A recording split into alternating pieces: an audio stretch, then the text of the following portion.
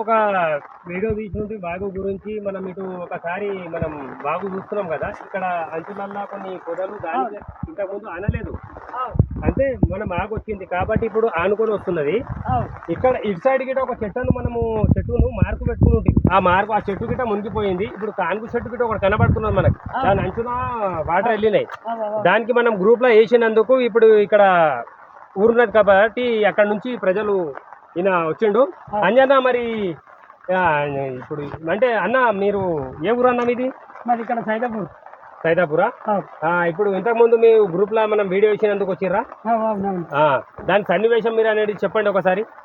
ఒకసారి ఏమిటిదంటే మేము ఇక్కడ వచ్చినప్పుడు లేకుండా కదా, అంతకన్నా డబల్ అయిపోయింది అనమాట. డబల్ అయిపోయింది కాబట్టి మాకు కూడా కనిపిస్తున్నది ఇక్కడ కంటికి అనేది నీళ్ళు ఎంత పెట్టినాయి అంటే మాకు ఇక్కడ కనిపిస్తున్నది.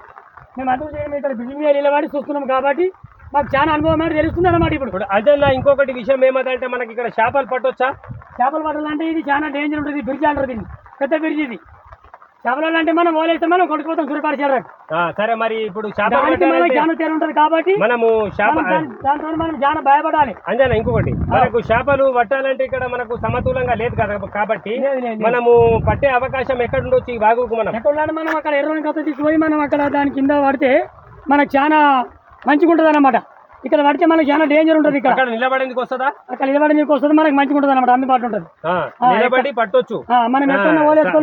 మనము ఇలా ఇప్పుడు ఇంచుమించు వేస్తే గిట నీళ్లు దొబ్బే అవకాశం ఏమైనా ఉంటుందా, లేకుంటే నీళ్లుకు సైడ్ కు మనము బండలక్క ఒక పరుపుల మంచిగా సైడ్ కి ఏమైనా పట్టే అవకాశం ఉన్నదా?